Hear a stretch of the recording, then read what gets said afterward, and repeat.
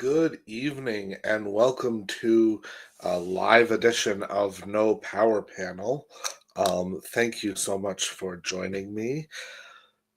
Tonight we're going to be going over a lot of the latest news because if you haven't heard, now that Adelita Grijalvo has been sworn in to Congress, and she has added her name to the discharge petition, which is how the Democrats and the few Republicans with any courage are forcing the Jeffrey Epstein files to be released. And so, in anticipation of that happening, so many Democrats, the Democrats and the Republicans are racing each other to release more and more of the emails that the Oversight Committee currently has their hands on. So, we're going to be going through some of the emails specifically. We're going to be looking at some of the great journalist work that has been done to go through the emails and narrow down the most important findings. And we're going to be talking about some of the reaction to this occurring because, oh my God, from the right to the left, there's been lots of takes. And some of them are absolutely insane. But then again, some of what the emails have uncovered going on is insane. I mean, let's go right to the most significant, I think, thing that we have seen so far, which is that by the emails, it looks like Donald Trump once gave well, a Monica Lewinsky special to Bill Clinton. I guess it could also be called a Donald Trump special to Bill Clinton. And that's just one of the massive revelations to come. This story is going to continue unfolding. The likelihood is that Trump is going to do everything he can. He already is to keep these files from coming out. He's actually ordered an investigation by the Department of Justice. And while he's ordered specifically an investigation into a number of the Democrats who have been named, people like Bill Clinton, people like Larry Summers, unfortunately, Noam Chomsky is reportedly implicated in at least being close to Epstein, offering him advice, being a sounding board, at the very least. That is disconcerting, but it's important that we learn this about everyone. And that's the first really significant point that I think I want to make around this, which is that there is a reason why these need to come out. And it's so vitally important. And what we're watching right now is the real proof that the Republican Party has become a cult. Because only a cult behaves in a way where it says, no, I would rather look away from the terrible things that you are telling me about, dear leader, dear Führer Trump.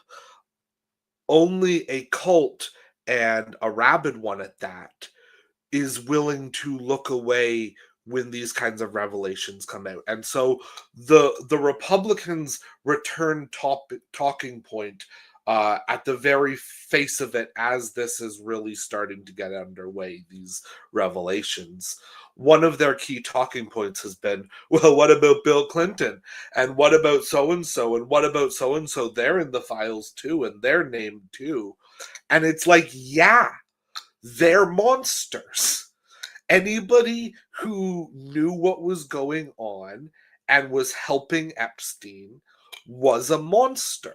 Anybody who was known to be in spending time with the victims in Epstein's properties, the way we now know Trump did, are monsters. And if you are willing to look at your political leader And no matter where you agree with them on policy or not, if you are willing to look at them and agree to watching them do this and defend them and continue to stand by them, you're not in a political party, you're not in a political movement, you're in a cult. And that is where it looks to be somewhere around 35% of the American populace is, as Trump's approval rating is now currently standing at 36%. Now that's historically low for a president. It's the lowest that presidential approval ratings have ever gotten, really. But that means that there are more than a third of Americans, tens of millions of people, who are hearing about everything that's going on, hearing their Republican version talking points that we're going to get into about what's going on, and being willing to stand by him and defend him. And that needs to be called out, because we're no longer in a world of two equal sides, of two sides that want to address the same problems equally. We're in a world where there are rational people and there are irrational people. And you can't be a Trump supporter and be a rational person, because we now have documented evidentiary proof that Donald Trump was spending time with underage girls, that Donald Trump was doing these things. And let's not forget, this isn't new. This isn't a new piece of information. We have known for years this about Donald Trump. There were videos coming out during his first run for the presidency talking about him going into the dressing room of the Junior Miss America pageant with underage girls, going in and watching them get undressed and changed. This isn't new information. We have videos of him in the 90s talking about being sexually attracted to his daughter, right? Like, he has always been known to be this way. The difference is that now this is in black and white.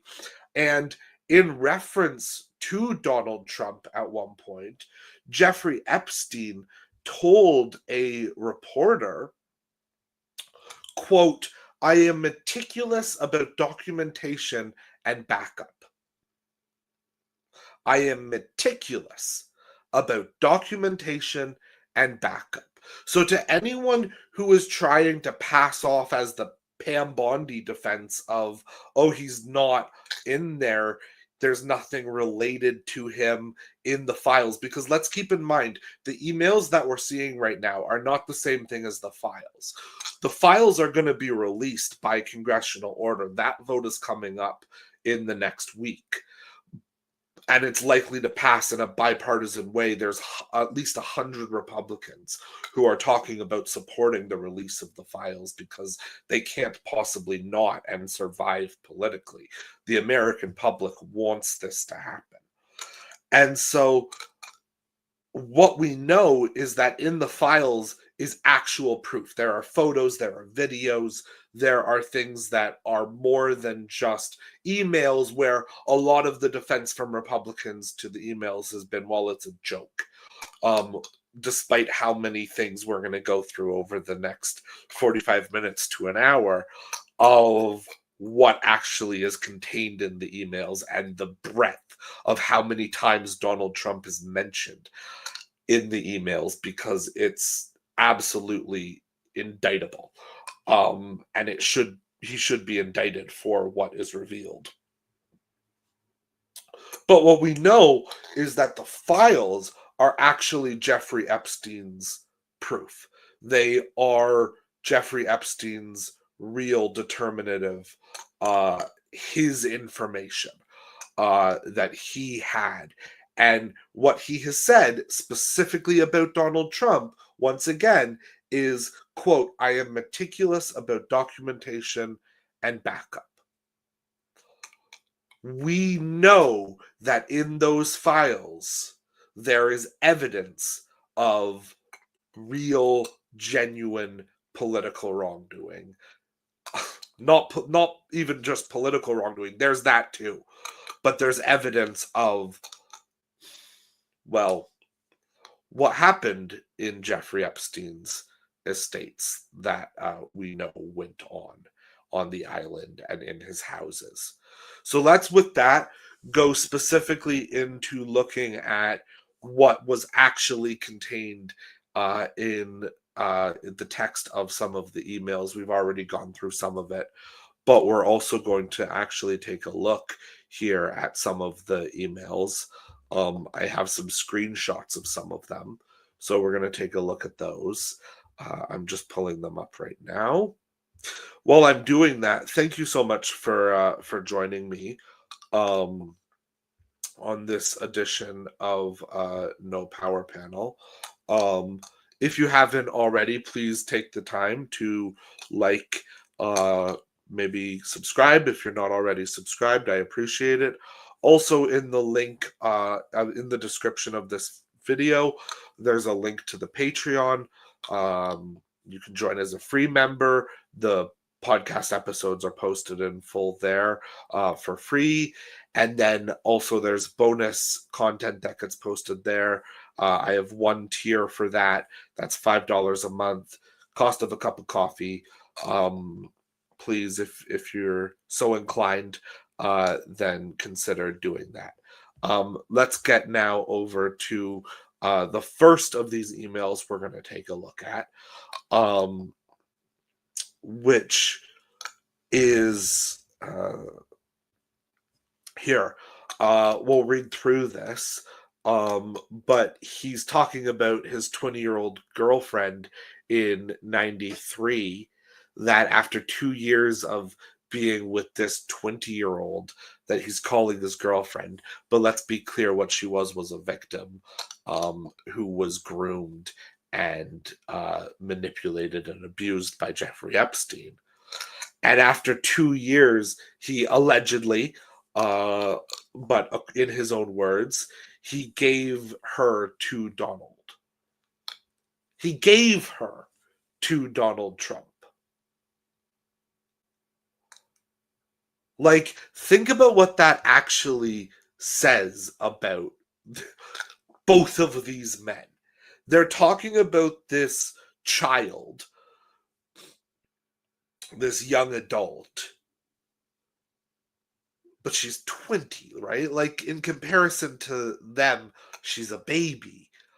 They're talking about this young woman as though she is not an actual person, some valuable asset to be passed off to their rich friend accomplice in these crimes. They shared this girl because Jeffrey Epstein, I guess maybe she aged out for what was acceptable for him, but Donald Trump was still okay with the 22-year-old. This is in 93, so Trump would have been in his, 40s or 50s, being given this girl on a silver platter by her dealer. This is horrific, and this needs to also be recognized, that, like, while there is fun to be had here, while there is some schadenfreude to be had here, the reality is that every single one of these emails, every single one of these incidences reflects a crime, reflects a terrible, heinous act perpetrated on a young victim. And as we recognize that what is going on in at least a normal world would be the end of Donald Trump, we'll see whether Republicans are brave enough to now have the courage to separate themselves from him. Personally, I doubt that they will. But we're going to watch what happens while this goes on. We're going to watch what goes on, and there's going to be times where, yeah, it's going to feel like, oh, we're getting them, and there's going to be some joy to be had in that experience. The reality is that every single one of these incidences was a brutal crime against a young girl, a young woman. And that needs to be reckoned with, and we need to never lose sight of that fact as we go through these emails and these realities. These were monsters, and they deserve to pay for it, because this is absolutely horrific. And so as we're going through this, please, let's not lose sight of what was truly going on here.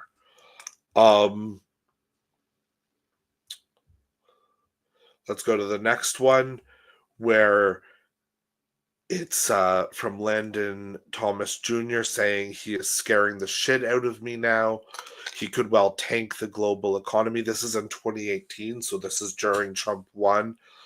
Ken Barack, who is not, they're not talking about Barack Obama, they're talking about a man whose last name is Barack, who Donald Trump was close with, and was actually nominated by Trump to the diplomatic corps as an ambassador during the first administration. So can he talk sense into him anymore? Maybe it's time for you to jump in now. Given how he is throwing caution to wind in such epic fashion, why wouldn't he take your call? Give it a shot. Given how much evidence Jeffrey Epstein seems to have on Donald Trump. Sorry about that. We're live here. That happens. I'm just going to take a sip of water. Jeffrey Epstein's response here is he feels alone and is nuts. I told everyone from day one, evil beyond belief. This is Jeffrey Epstein. Let's just take a second here. This is Jeffrey Epstein saying about someone that they are evil beyond belief. That is how Jeffrey Epstein viewed Donald Trump.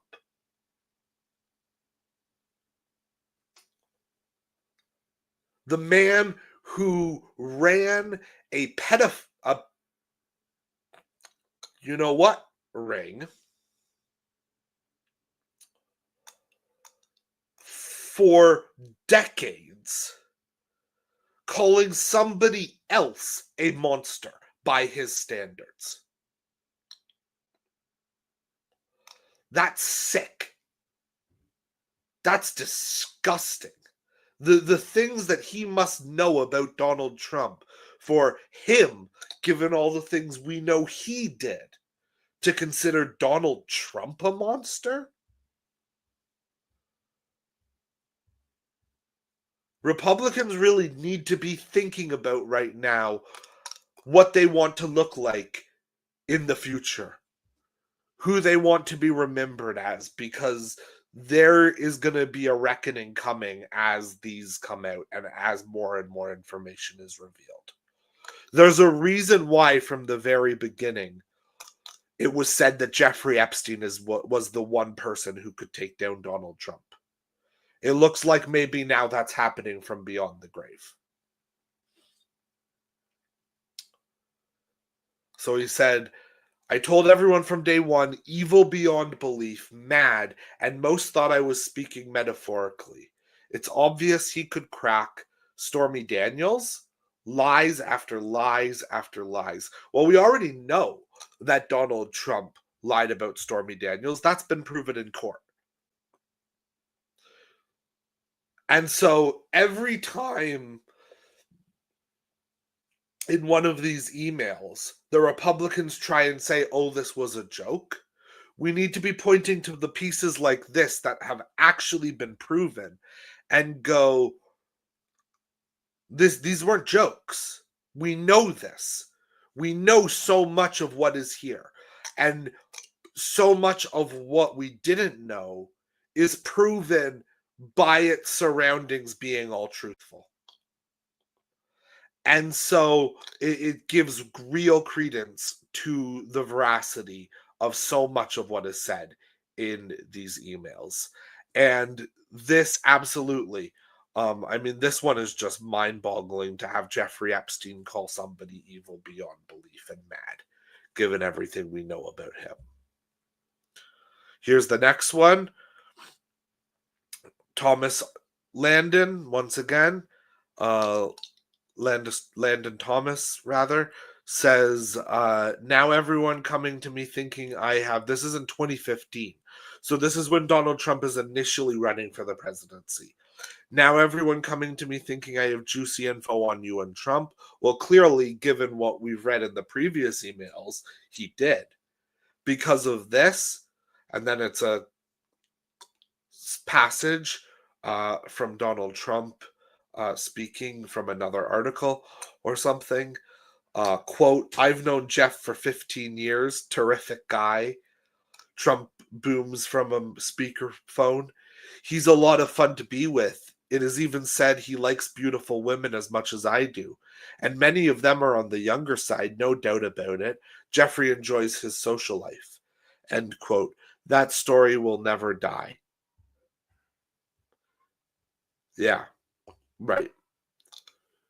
He's known Jeff for 15 years, and Jeff is a terrific guy. That's Donald Trump talking about Jeffrey Epstein, and that was in public. Don't let anyone tell you that they were not close. Don't let anyone tell you that they were not friends. Don't let anyone lie to you about actual fact. We live in a world where the Republicans have tried again and again and again to create doubt about actual verifiable facts. And we need to be really clear that we can no longer accept a reality where there's a debate on climate change and there's one person who believes in climate change and there's one person who doesn't, and they're given equal airtime as though the value of both of those positions are equal. They're not. We can no longer live in a world where Donald Trump saying that he was not super close and best friends with Jeffrey Epstein, and the verifiable evidence that we have showing the opposite being given equal time and equal weight.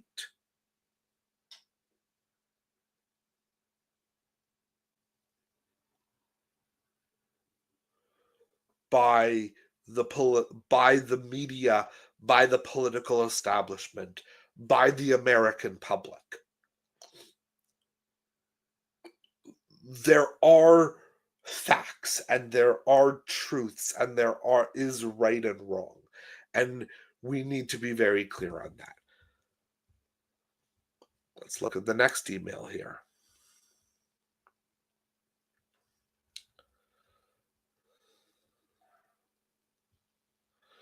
Jeffrey Epstein on Trump. I know how dirty Donald is. That's from CNBC. Not exactly a maelstrom for the radical left. Not exactly backing the agenda of the radical left. This is from CNBC, a verifiable quote. I know how dirty Donald is, from Jeffrey Epstein. Let's once again think about how filthy somebody needs to be for Jeffrey Epstein to consider them dirty.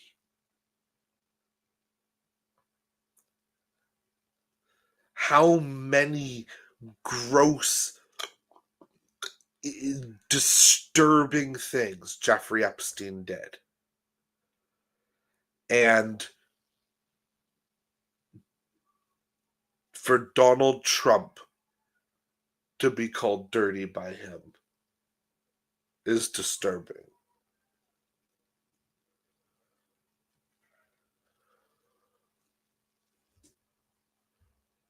All right, let's look at the next thing here. Here's one from Jeffrey Epstein.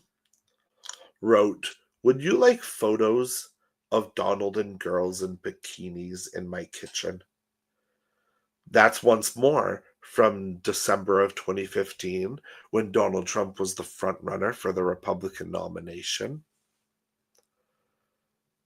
"Would you like photos of Donald and girls in bikinis in my kitchen?" No reference to how old these girls or young women or whatever they happen to be were, but we can bet, because of who Jeffrey Epstein was and what he did, that they were not women, that they were not of equivalent and appropriate age for either of these people. Once more, we have proof now that in the Epstein files, there are likely to be photos and videos of Donald Trump doing all of these sorts of things. And those files are going to be voted on for release by Congress later this coming week. Call your Congress people, call your senators, call the White House, and make it clear that we need real, fundamental, powerful change for what is happening. And that these files need to be released, and that we need to put things into place to do that. All right, let's look at the next one here. From Jeffrey Epstein to the Duke. 3 guesses on who that is. Prince Andrew, or no longer Prince Andrew, Scumbag Andrew. Jeffrey Epstein says to his good friend, the Duke, "You okay? These stories are complete and utter fantasy. This is from 2011, by the way. I don't know and have never met Al Gore. Clinton was never on the island. The telephone book is not mine. It was stolen by my houseman that is currently in prison for doing so." Now, this is a tricky one because, to be clear, there's no evidence that suggests, I believe, that Al Gore is in the files. Somebody can correct me if I'm wrong, but I haven't seen anything showing Al Gore being in connection. Clinton not being on the island. Now, we know that Clinton and Jeffrey Epstein were close. We know that Clinton spent time at some of Jeffrey Epstein's properties. Whether or not Clinton was ever actually at the island doesn't mean that Bill Clinton was not guilty of participating in some things, because we know how much time they spent together. And we also know that he was called Bubba by that circle. We've heard Trump calling him Bubba. We've heard other people calling him Bubba in these emails and elsewhere. And for the record, the email that shows that Trump fellatioed someone was referencing to Bubba. And so, yeah, it's pretty clear that likely something went on there as well. So let's now go to the next email. which is the last one we're going to look at here, but we are going to look at, like I said, more of the revelations, more of what's gone on. This one is from Jeffrey Epstein. Says, girls, careful, I will renew an old habit. This week, Theo Summers, Bill Burns, Gordon Brown, former UK Prime Minister Gordon Brown, Jagland, who is, I guess, the Council of Europe and Nobel chairman, Mongolia president, Hardeep Puri in India, Boris Jabor from Qatar, the Sultan in Dubai, Khoslin. They all had interactions with Jeffrey Epstein.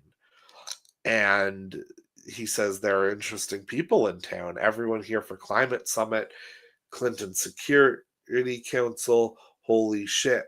I'm on blank redacted for next 30 minutes.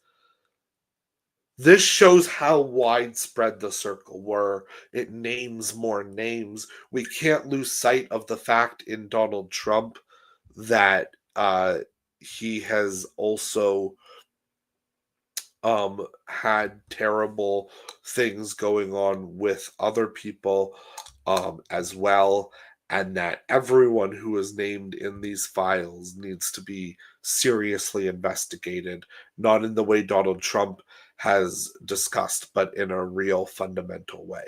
Let's look at Jeffrey Epstein in particular, though, and his connection as we consider looking through everything else. Let's talk about Jeffrey Epstein's connection to the genocidal terrorist state of Israel. Because, oh, wow, Jeffrey Epstein, it's been proven by Drepsite News, was at the very least an Israeli asset. He had the former staffer, the former high up in the office of the former Israeli prime minister staying with him for weeks at a time. For literal weeks at a time, this man was staying with Jeffrey Epstein.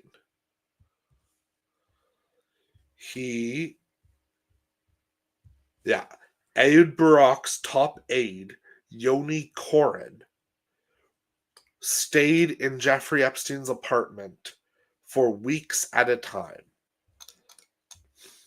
I don't know about you, but that sounds like, to me, there was more going on than just helping a friend out. This is somebody who had the resources to be staying in his own space. This is somebody who had the resources to be staying in government-provided spaces. This is somebody who did not have to be staying with Jeffrey Epstein. He was staying with Jeffrey Epstein because he was handling Jeffrey Epstein. And so, as we talk about all of the powerful people around the world within the United States that Jeffrey Epstein had an enormous amount of blackmail material on, let's consider the fact that likely everything that Jeffrey Epstein had, Israel also has. Everything that Jeffrey Epstein had, Israel likely also has. And so it's no wonder the amount of pressure that they have been able to exert over the American establishment. So that's just something else to be considering here. What are we going to look at next here? Let's look at the email that we're talking about, that we're covering in the thumbnail, Let's look at the email revealing that Donald Trump, somebody, likely Bill Clinton.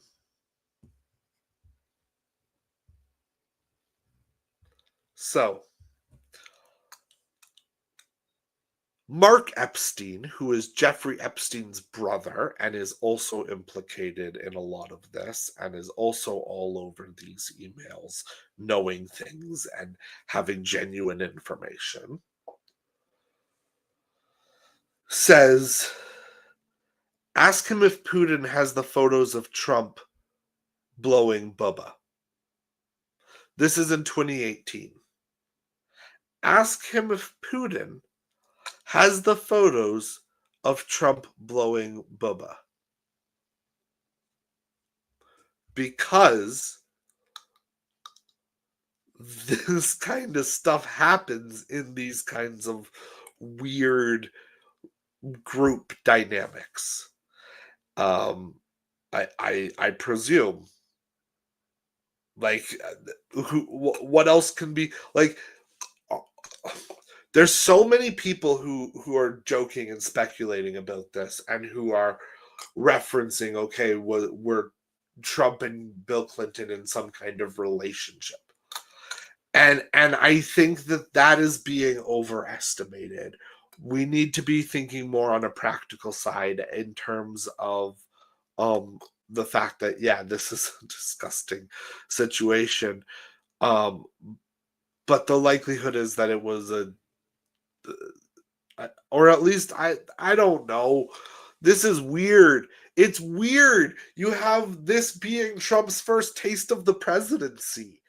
And it's weird and it's creepy and it's wrong. But we're in a situation where this is what is happening, where this is what's going on, and where there are real, actual problems with this dynamic. Um, and at the same time, it's skeevy, but we need to be paying attention because this should, in a normal universe, bring down the president. And we need to hold the Republicans to that standard. This needs to be treated as way more serious and way worse than Watergate ever was.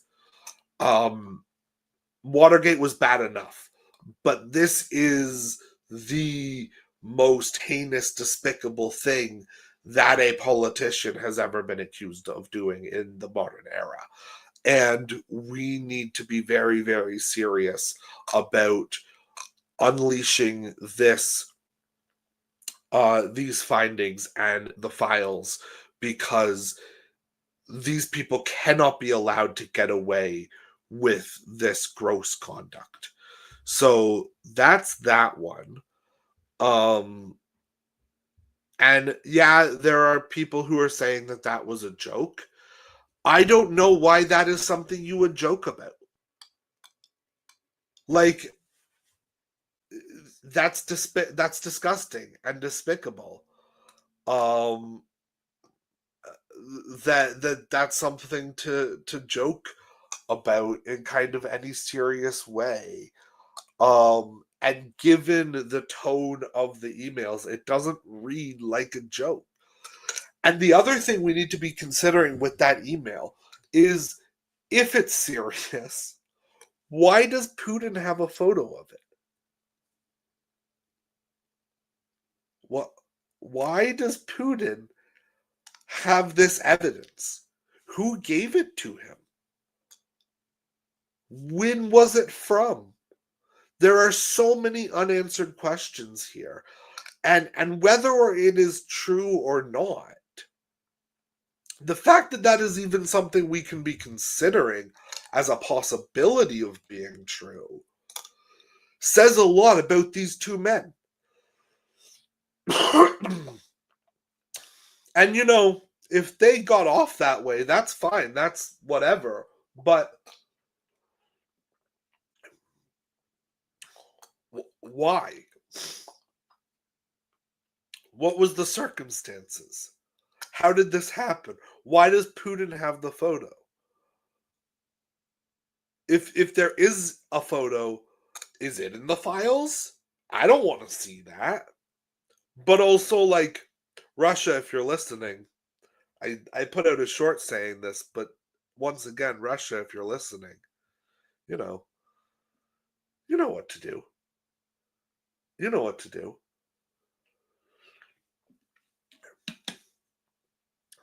So let's go forward and look at some of the reaction to this, which to start with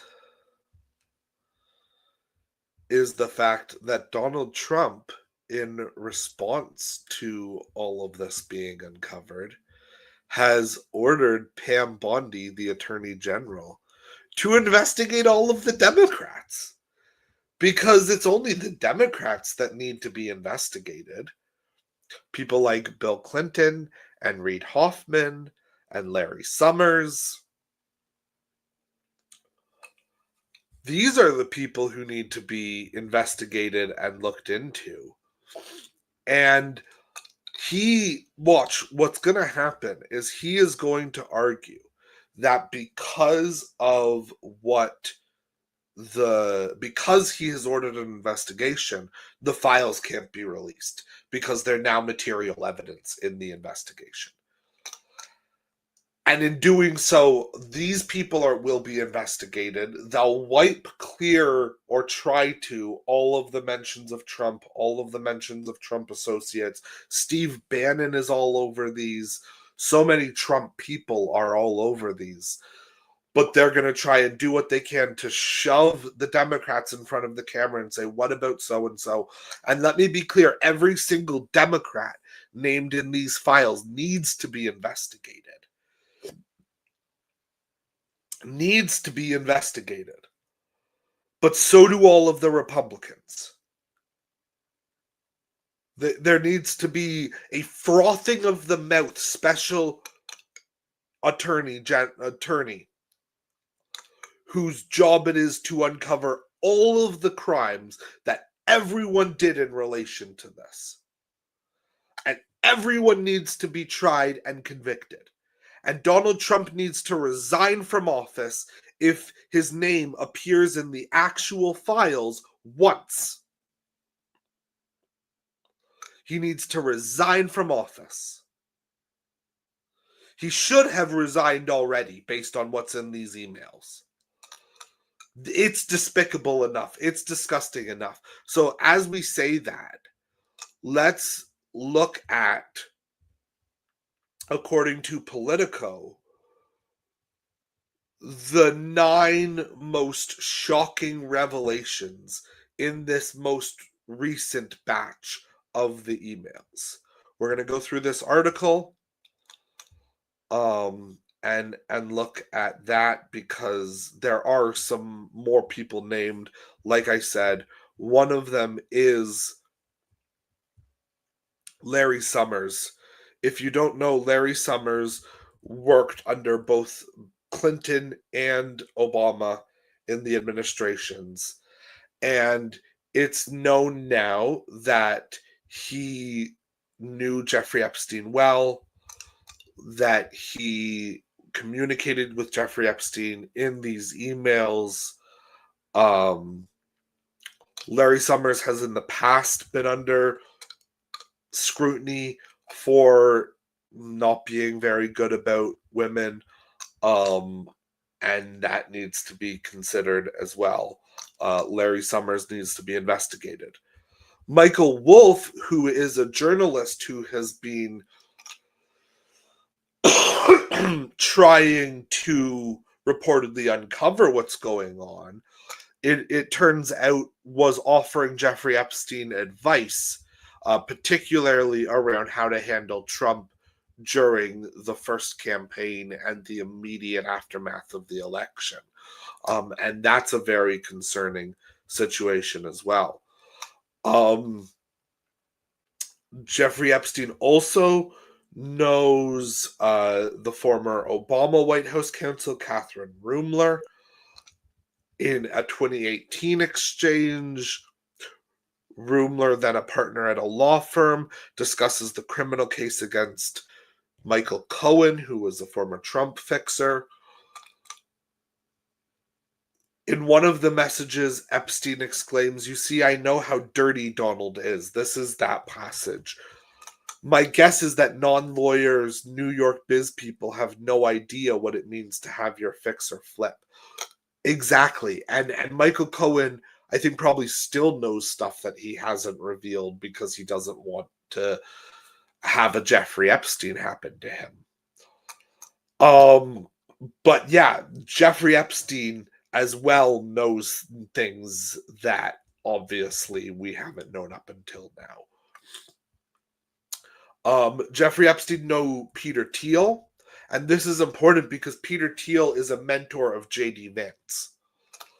And so don't think that if Trump resigns from this, the stink of this situation leaves the White House with J.D. Vance. Not only is J.D. Vance as bad or worse than Trump in so many different ways, but also he is reliant on Peter Thiel, and Peter Thiel also is implicated tremendously in these files as well. As is Steve Bannon. Like there's so much stuff here that we just need to understand. So many celebrities as well. So many of these situations are disturbing, are disgusting, are completely unacceptable, and there's so many revelations that are coming out and that are still to come out. And this is, once again, without even the files, without even the actual evidence from Jeffrey Epstein himself. This is just the emails that the Oversight Committee had and was able to release, to leak out in this way before all of the files are released. I'm gonna have a sip of water here. While I do, if you haven't already, please give the video a like. Let me know what your thoughts are in the situation in the chat. And if you haven't already subscribed, please do so. There's a link for the Patreon in the description. Check that out as well. I sincerely appreciate it.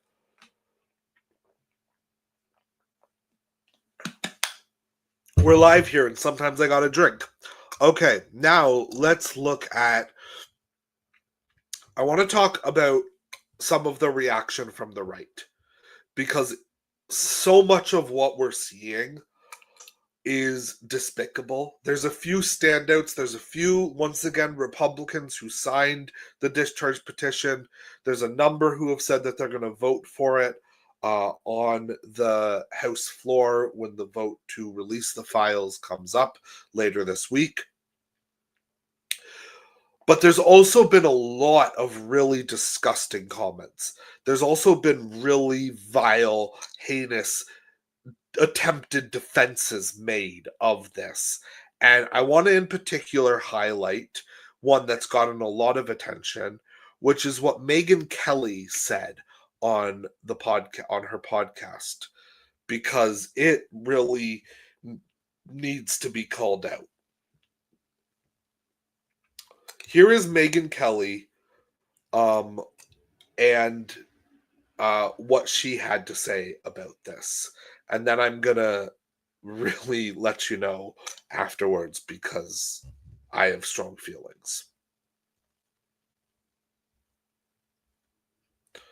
Oh, 1 second. The volume's not on.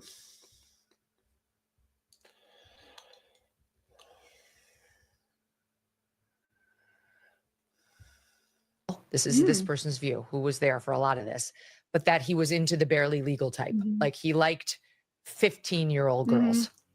I don't know what's true about him, but we have yet to see anybody come forward and say, I was I was under 10. I was under 14 when I first came within his purview. Look, it's You can say that's a distinction without a difference. No, it's not. I think there is a difference. Yeah. There's a difference between a 15-year-old and a 5-year-old. You know, it's just whatever. It's sick. Because every time we start talking about Epstein, it makes your skin crawl. You right at the. There's a they're children. A 15-year-old girl is a child. It doesn't matter the fact that she has gone through puberty or maybe is in the process of going through puberty. That doesn't make it better. It is psychologically damaging for a child to have this happen to them. There's a difference between a 15-year-old child and a 5-year-old child. The fact that they are a child is not one of those differences. I have a daughter, and she is young. And I would not care how old she was if an adult man abused her. Her being 5 or 7 or 10 or 16, she will still be a child. And for Megyn Kelly to offer that as a trying to defend, because she passes it off as though she's not. But let's be fundamentally clear here. Megyn Kelly was trying to offer a defense for a crime, for statutory rape.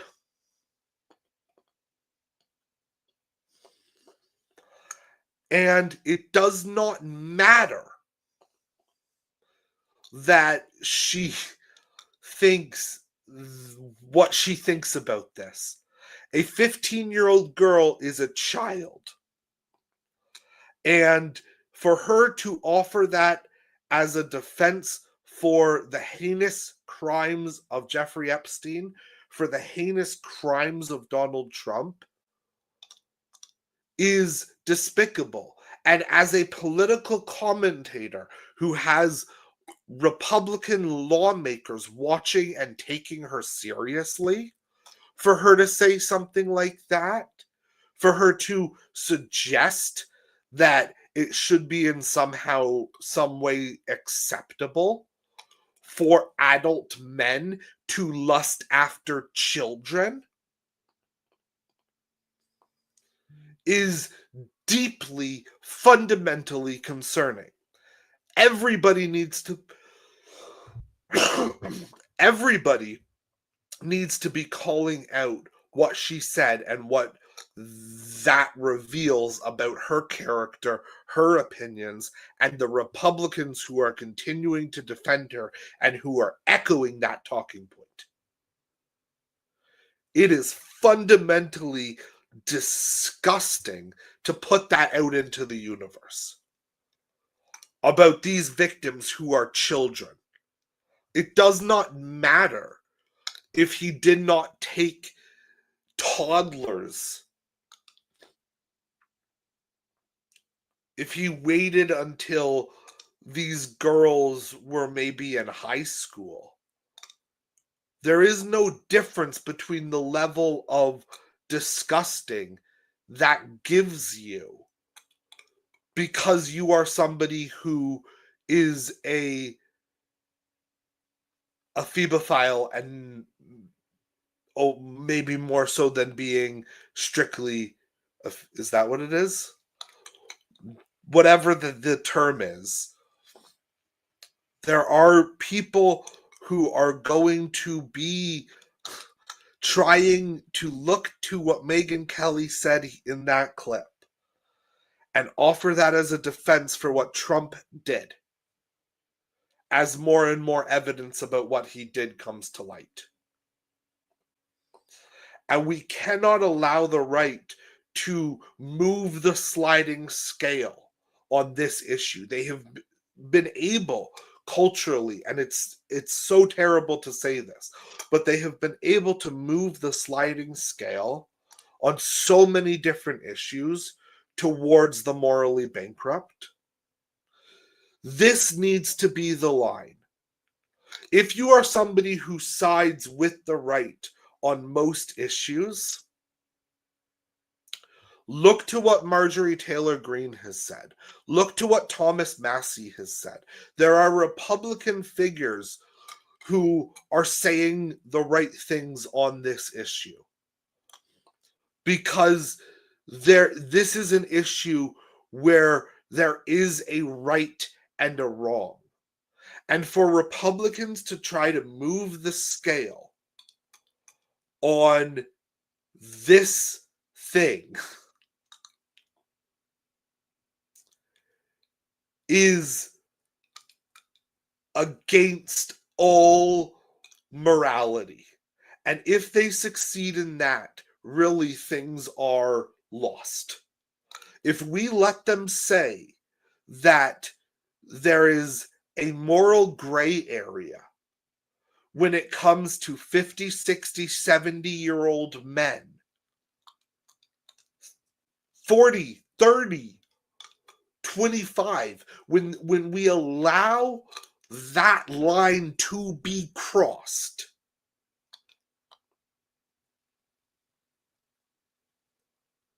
towards children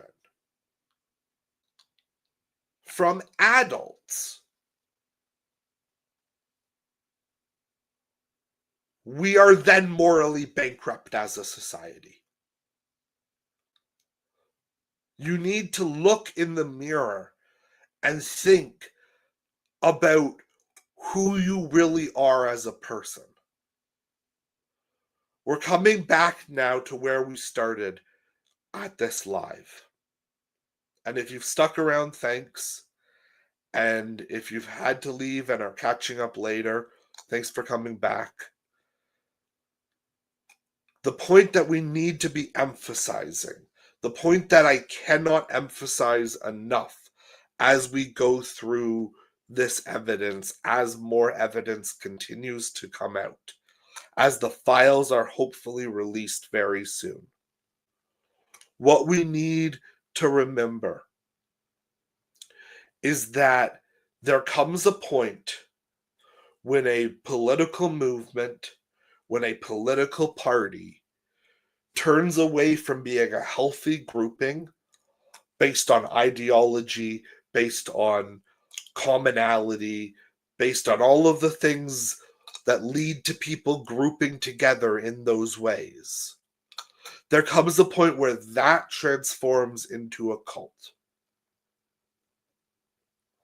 And if you are somebody who is not prepared to look at a political leader or a leader of any kind, be they religious, be they in civil society, be they an economist or an employer or whoever, a doctor or a lawyer, if you are somebody who is willing to follow the words of somebody else, even when everything in you knows that what that person is saying or doing on a particular thing is wrong,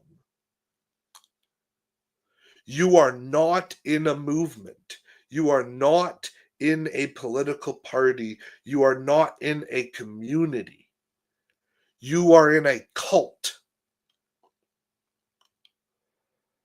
And if you are somebody who is looking at this hard and fast evidence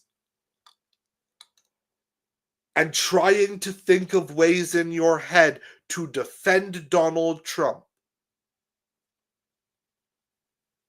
if that is your priority when you are looking at this, if your immediate response to it is not to ask more information is not to give credence to the truly evidence in front of us.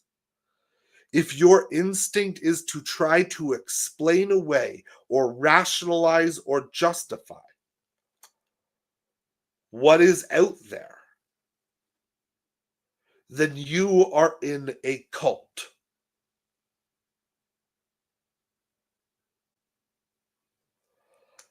And we need to think clearly and seriously about allowing politics to head in this direction, about what happens when we give a leader the control over what we view as truth and not, of fact and not. When we give that power to a political leader and follow them against our better judgment and follow them despite evidence of their crimes, of their wrongdoing, of their moral bankruptcy, of one of the biggest monsters of our time, calling them evil. If after all of that you're still following him,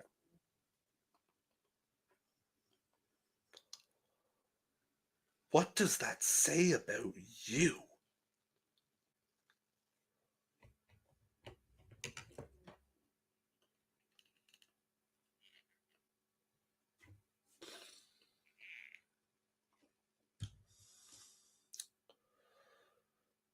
We're going to continue to follow this story.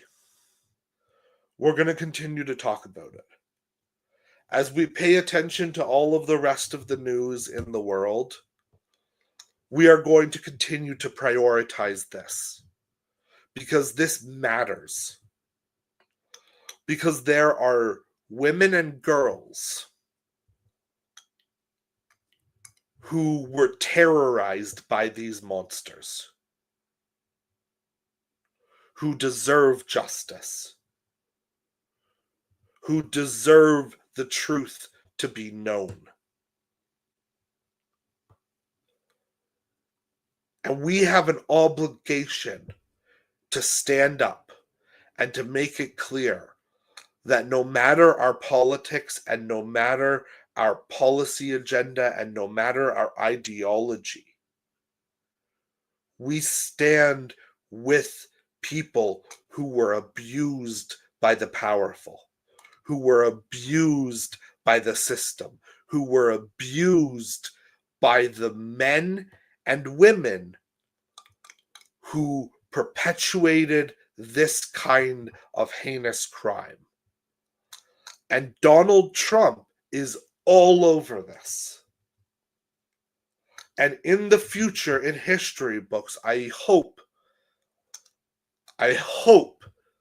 that we will talk about this week being the beginning of the end. Because in any normal political atmosphere, it would be. It would have been a long time ago, but it would really need to be now.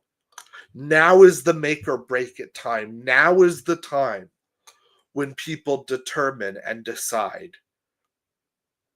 what kind of future we want to live in, what kind of society we want to be. Do we want to be a society of Megyn Kellys, of rationalizing the unrational, the irrational, of trying to humanize the monsters that committed these heinous crimes?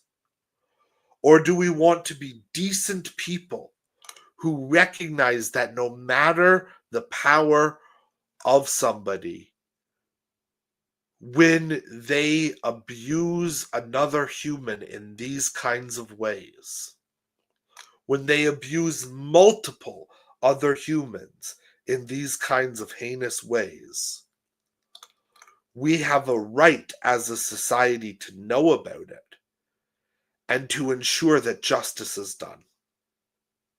We have a right and an obligation to do that. And as we continue to follow this story, once again, let's never forget